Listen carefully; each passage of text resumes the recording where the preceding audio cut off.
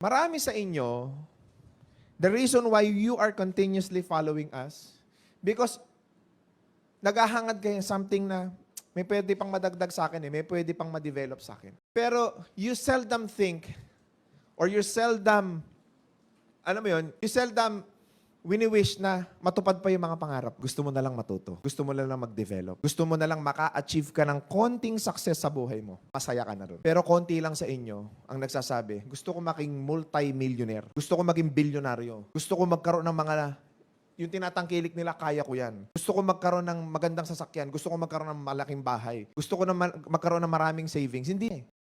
Yung little success na lang ang hinihiling mo ngayon sa buhay mo. Because you are currently experiencing so many challenges in life. Kaya naghahanap ka ng sagot lagi dito sa mga content namin, dito sa platform namin. Ngayon, ang gusto kong ma-experience nyo ngayong araw na to, buhayin natin yung mga pangarap ninyo.